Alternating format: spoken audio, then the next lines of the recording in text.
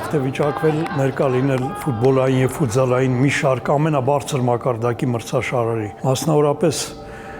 ֆուտբոլի չեմպիոնների լիգայի եզրափակիչին եմ եղել մի քանի անգամ։ Ես ներկա եմ եղել 2022 թվականի աշխարհի առաջին եզրափակիչին Ֆրանսիա-Արգենտինայի խաղին։ Այս բոլոր մրցաշարերը ոչ մի աղերս չունեն այն զգացումների հետ, երբ մենք ամսի 20-ին առաջի անգամ ոտք դրեցինք Ժալգիրիս արենա։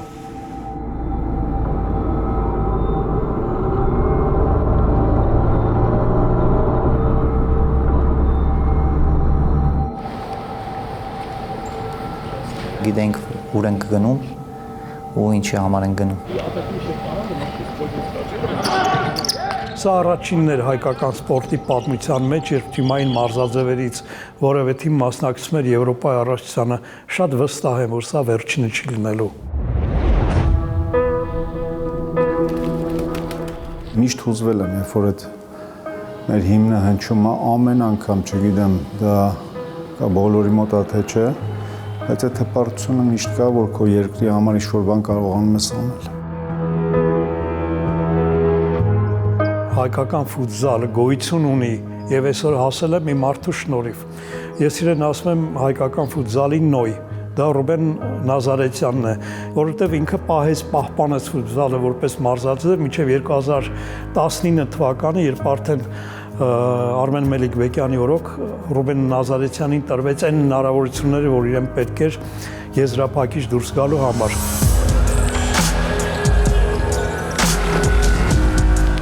Պատրաստվելով առաջի խաղին մենք համարում էինք, որ միավորները, որ կվաստակենք այդ խաղից, մեր համար բոնուս է լինելու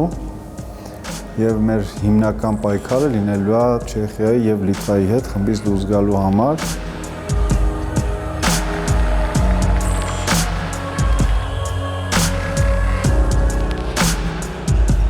Երևս խաղի նախօրյակին մենք տեղեկացանք, որ Ուկրաինայի հավաքականը որոշել է չսեղմել ունեն ֆուտզալիստների ձեռքը, ովքեր խաղում են Ռուսաստանի առաջնությունում։ Դա վերաբերում էր նույնիսկ թիմի ավագ Վլադիմիր Սանոսյանին։ Մեր համար դա տարօրինակ էր, որովհետև երևի ֆուտզալի պատմության մեջ նման բան չէր եղել։ Իհարկե հանդիպում կազմակերպեցինք, իրանք հաստատեցին, որ որոշել են սեղմեր մեր ֆուտբոլիստների ձեռքը, որովհետև նրանք հանդես են գալիս Ռուսաստանի առաջնություն։ Մենք adekvat ասեցինք, որ այդ դեպքում մենք ուղղակի մեջքով ենք շրջվելու Ուկրաինայի թիմի դեմ, որովհետև չի կարելի նման բան անել։ Համատեղ որոշում ընդունեցինք, որ ձեռք սեղման արարողություն չի լինելու։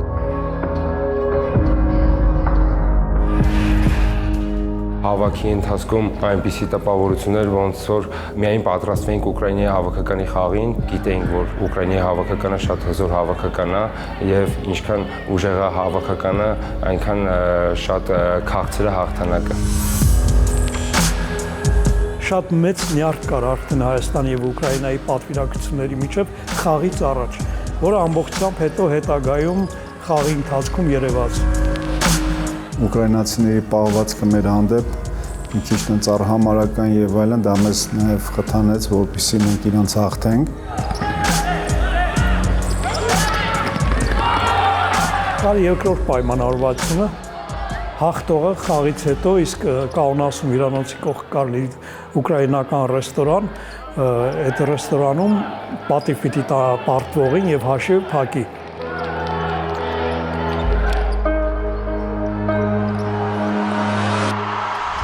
Խաղից առաջ խոսել էի ընկերոջս հետ, Ռաֆիկի հետ, ասաց 3 գոլ ես անելու, ասաց գոնե երրորդին ինձ կնվիրես ու առաջի գոլը ուզում էի կնոջս նվիրեի, սրտիկը հենց իր համար էր, ուղղակի այնքան էի էմոցիաներով տարվել, որ առաջի գոլի ժամանակ մոռացա սրտիկ անեմ, բայց հենց գոլ խփեցի, եկա նստեցի, մտածում էի ոնց սրտիկը չարեցի ու շատ էի ուզում, որ երկրորդ գոլը խփեի, ավելի շատ երևի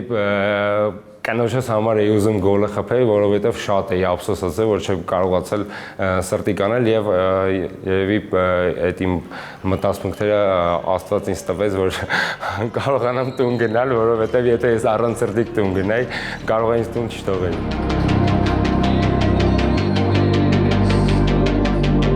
Ամենահիշվող դրվագը մեր Դերմենջանի կրունկով գոլն էր, որը իրոք շատ լավ ստացվեց եւ մեզ հաղթանակ պարգևեց, նաեւ Պետրոսով Արսենի հետ կրունկով փոխանցումը։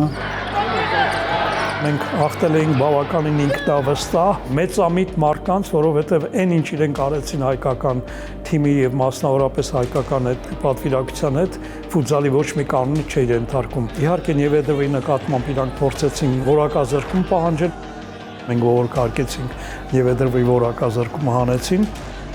Համենայն դեպս խաղից հետո մենք իրենց հրավիրեցինք ուկրաինական ռեստորան, իրենց պատիվ տվեցինք, այնպես որ այդ հաղթանակը ոչ միայն սպորտային էր, այլ նաև բարոյական էր։ Մենք կրկնակի եռակի ուրախ էինք,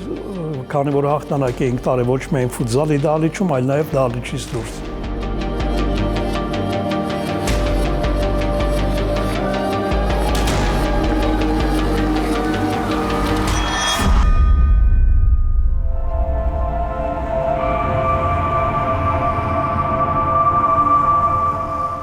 Ուկրաինայի խաղից հետո Ժալգիրիս արենայի աշխատակիցների մոտ մի հետաքրքիր վիճակ էր։ Նրանք կարծես սպասում են Հայաստանի հավաքականի մարզմանը։ Հետո խոսակցությունների մեջ իրենք ասացին Հայաստանի հավաքականը իրենց համար դարձել էր ամենասիրելի թիմը, ամենաուրախ թիմը, ամենաերկար մարզվող թիմը եւ ամենաուժեղ թիմը։ Երբ որ գնում էինք Ժարգիս արենա, միշտ դինամիկով պարտադիր պայման էր, պետք է մեր հետ լիներ պարապմունքներից առաջ ու միշտ հայկական երաժշտություններով մտնում էինք այնտեղ։ Match officials and your teams of Armenia and Czechia.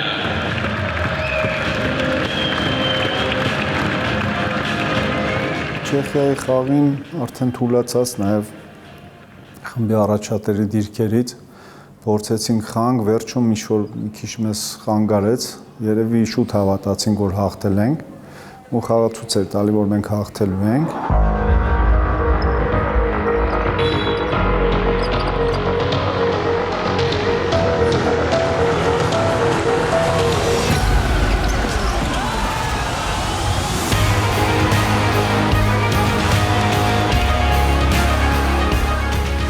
Երկուսեր արդեն մի քիչ թուլացան, իրանք էլ 5 խաղացող մցրեցին ու 5-ի դեմ մի քիչ դժվար է խաղալը։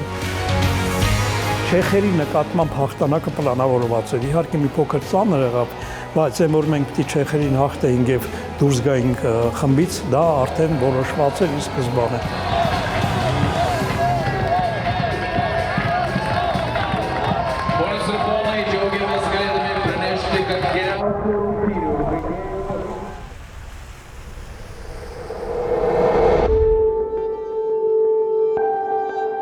Ավելի հասուն մոտիկացանք Լիտվայի հետ խաղին, որ պետք չի ամեն ինչ դնել, որովհետև մենք արդեն անցել ենք մյուս փուլ։ Ուղղակի խաղում էինք վնասվածներից հեռու ավելի շատ։ Վերջերս լսում եմ, որ սխալ էր, որ դարպասապահը միացավ, այդ հարցին պատասխանելու համար ասեմ, որ մենք պատրաստվում ենք Խորվաթիայի խաղին, եւ այդ դարպասապահի միանալը ոչ թե Լիտվայի խաղը հաղթանակ տանելն էր, այլ մեզ պետք էր, որպեսզի մենք հասկանանք Խորվաթիայի հետ ոնց ենք խաղալու եւ դա էր պատճառը։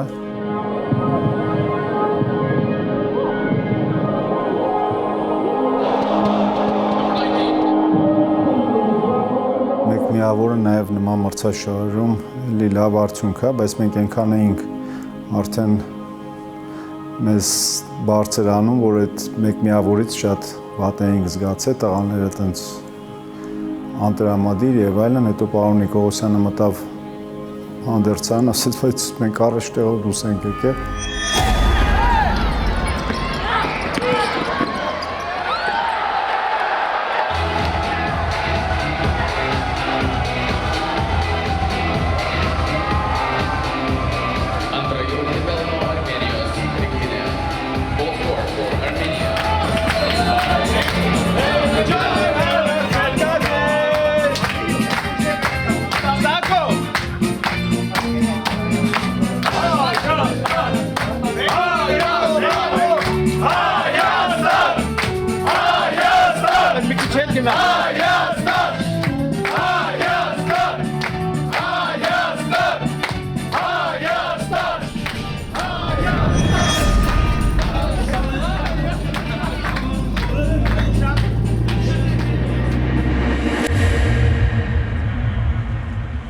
Խորվաթիայի հետ խաղը հենց ի սկզբանե լավ չդասավորեց մեր համար։ Այդ օրը մեր օրը չէր, եթե դա լիներ հաջորդ օրը կամ մյուս օրը մենք հաստատ հաղթելու ենք Խորվաթիային։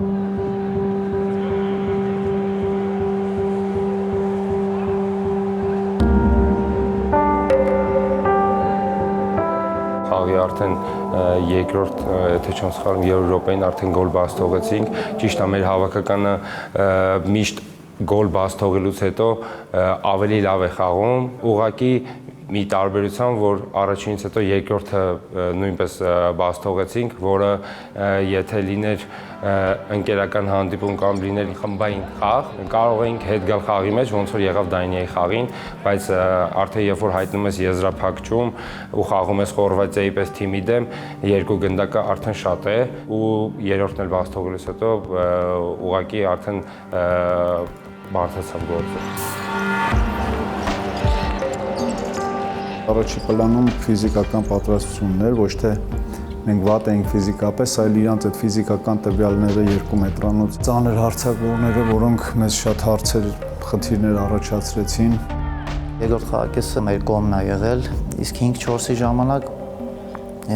մտել են, որպեսզի առավելություն ունենանք։ Ճիշտ է, մենք ինչ-որ ունեինք, ինչ-որ մշակել էինք, քիչ ստացվեց 5-4-ի ժամանակ, բայց էլի պահեր ունեինք, ուղղակի սպորտային վախտը մեր երևի չբերեց ու պլյուս իրանց դարպասապան շատ լավ խաղաց։ Խորվաթիայի խաղաց հետո շատ վատ հիշողություններ կա, չեմ ուզում նույնիսկ հիշեմ, որովհետև ոնց որ այդ 2 տարվա արածը մի անգամից ընկավ ջուրը, որովհետև շատ մոտ էինք, մենք 2 տարի պայքարեցինք, այդ խմբային փուլ եւ այլն հասանք այդտեղ ու տենց անիմաստ, կոպիտ ասած անիմաստ, այ եթե էլ Իսպանիա, Պորտուգալիա մի քիչ կարելի էր հասկանալ, բայց մենք 56 հարված ենք անում 27-ի դիմաց ու 3-0 պարտվում ենք։ Մի քիչ, չգիտեմ, անելանելի վիճակում էինք, թե ես թե տղաները, բայց հետո հասկացանք, որ երևի այդ բային դա մեր մաքսիմումն էր։ Երիտասարդներին ասել եմ, որ ոչինչ, սա ձեր համար վերջինը չի, կարող է իմ համար վերջինը, բայց ձեր համար վերջինը չի, դրա համար պետք է այսպես բաները տենալ ու ավելի լավ պատրաստվել։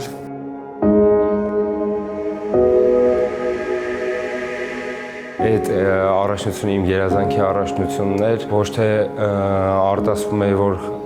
խաղը պարտվել էինք, այլ արտասվում է, որ վաղը ուղղակի այդ մանրահատակին չեմ լինելու, որովհետև այդ էմոցիաները հիմա նույնիսկ պատմելուց հուզվում եմ, այդ էմոցիաները մեծ էմոցիաներ էր, որ կուզեմ բոլոր ֆուտբոլիստները զգան։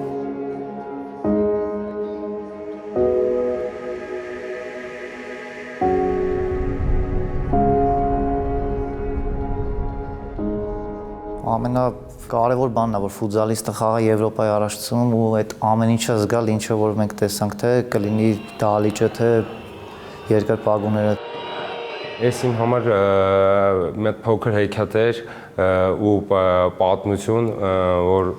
մենք մնացինք պատմության մեջ։ Ցանկացած ֆուտբոլիստ կերազեր, որ այդտեղ հասներ, մանավանդ այս տարիքում։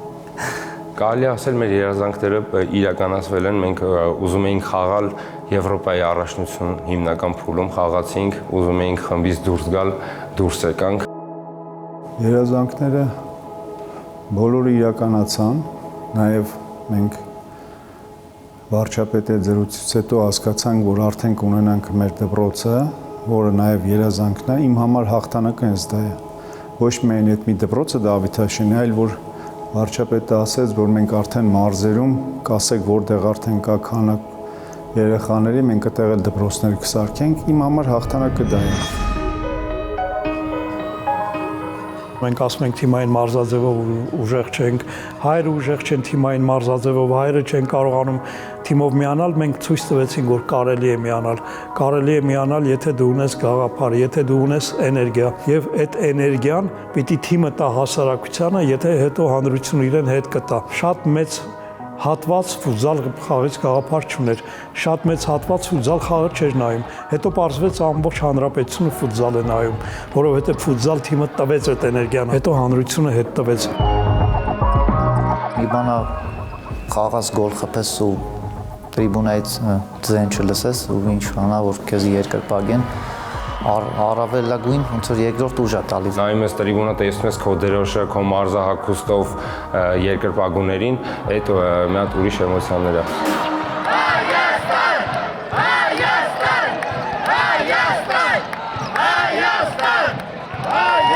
Ձալային հեղափոխություններ, որտեղ հիմա օրինակ որ փողոցում քայլում եմ, մարդիկ մոտենում են, շնորհավորում են եւ այլն։ Այդ ամեն ինչը նշանակում է, որ մենք ինչ-որ տեղի հասել ենք ու սա պետքա պահել։ Եթե մենք վատ հանդես եկանք աշխարհի առողջության հետո Եվրոպայի առողջության նախընտրական փուլերին, սա միանշանակ մոռացվելու է գնանք, որը ես չեմ ուզում։ Մենք պետքա ապացուցենք, որ մենք Եվրոպայի 8 լավագույն թիմերից մեկն ենք։